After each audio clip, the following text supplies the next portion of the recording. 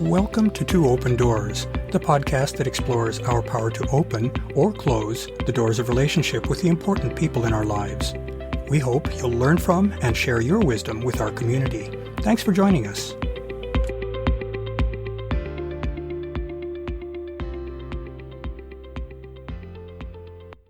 Relationship offers people many things. We humans require a diet that includes not only our physical needs, such as food, water, and shelter, but also a number of psychological needs that are no less important. Companionship, feeling of social validation and acceptance, feelings of perceived worth and trust in others, and sensual or sexual connection are among these added additional ingredients. Finding all of these elements in any one companion is a tall order indeed. In fact, even if that were possible, which seems unlikely, asking any one person to provide all of this sustenance for us would lay a tremendous burden on that person.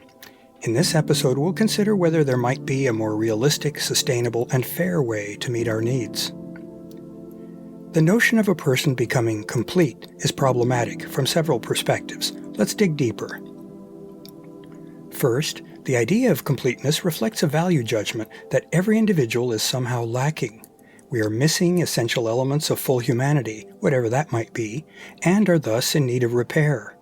Of course, if completeness means that a person is able to fully exercise all of their potential, then it is indeed true that each of us is born incomplete. It's the work of a lifetime for us to realize our potential. However, that seems a rather vacuous definition of completeness. Second, becoming a complete person is usually positioned as something that another person can do for us. That is, the fix is external to us. Such a stance conveniently takes some of our personal power and responsibility and invests it in someone else. In doing so, that approach would seem to lessen us as individuals and thus make us less complete. Third, in our culture, we are usually told to seek out the right person as a companion who will complete us. That assumes that there is at least one person who has all of the attributes and capabilities that we may not have in developed form in ourselves. Such an assumption may or may not be warranted. Even if it is, though, we then become reliant on that person to agree to their being our complement. Thinking in terms of the right person for us also misses the possibility that even if there is no one person who possesses all of what we were missing, there may be several who, in aggregate, fill all of those gaps. That seems a more likely and realizable solution to our problem of incompleteness. Why all of this contemplation on the nature of completeness? Well, I think it's important to question both the idea that individuals are incomplete as well as the idea that such a condition can be corrected by linking up with the one right person. Perhaps there's a different, healthier, and less fraught way to pursue achieving our full potential as individuals. I recently encountered a lovely article titled, "You Always Were and Always Will Be Whole and Complete" by Leslie Ralph. Leslie's article suggests that being whole and complete isn't a matter of checking off all of the requisites imposed by someone else's completeness checklist, but rather a matter of accepting all of the parts of who we are as a unique individual. In that sense, we all come with a full inventory of components of us. We're not tasked with trying to measure up to someone else's requirements. In embracing who we are, both the light and the dark, we recognize that the sum of all of that is a complete us. As we've noted in prior episodes, we humans are interdependent. We don't exist in isolation. Given that reality, even if we embrace all parts of us as a complete self, we still need to have other people in our lives. Without that, we miss the richness of social connection that is a major source of meaning for us. This realization doesn't mean that we are again in a quest to find other people to complete us.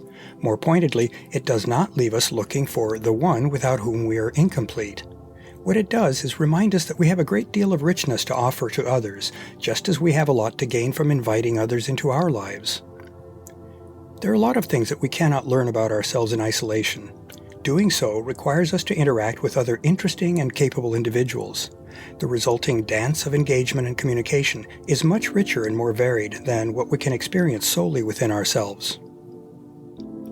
Inviting others into our lives is what relationships are all about. There are a seemingly infinite number of ways to do that. Some are considered mainstream within our culture, where others are more experimental and less widely practiced. In the monogamy model for committed long-term relationship, the social ideal is for a person to make one person a lifelong partner in sharing all aspects of life.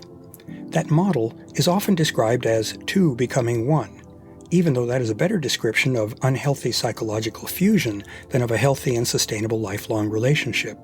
In actuality, any relationship comprises three separate and distinct entities: you, me, and us.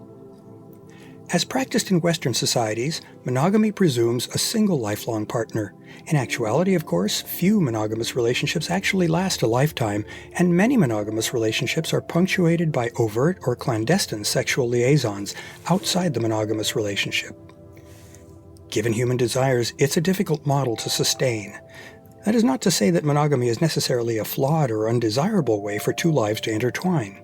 Those who find deep and lasting satisfaction in their partner can perhaps develop their monogamous relationships to a depth that is difficult to achieve while engaging in multiple intimate relationships. Divorce statistics suggest, though, that either such fully satisfying monogamous relationships are rare, or that some number of those who stay married do so for reasons other than being fully satisfied by one another. As an alternative to monogamy, one might try to satisfy all of one's personal companionship needs and desires by maintaining a relationship with multiple intimate partners. That is the model underlying polyamory. In polyamory, different partners bring different things or gifts into their relationships with their polyamorous partner.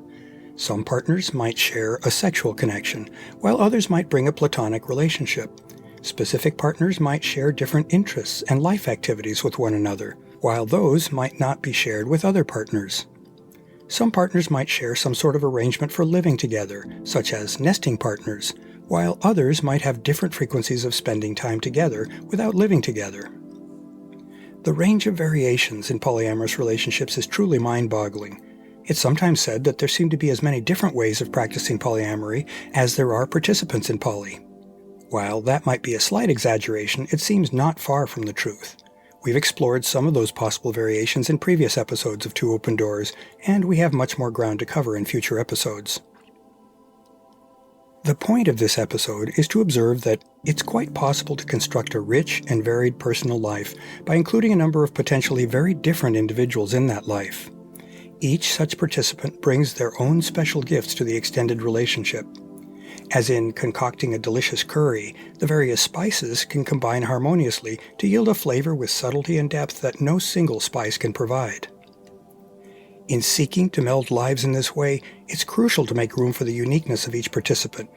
Much of the difficulty in successfully living a polyamorous life comes from trying to ask individuals to give what they are unable or unwilling to contribute, and in so doing to be something other than who they truly are.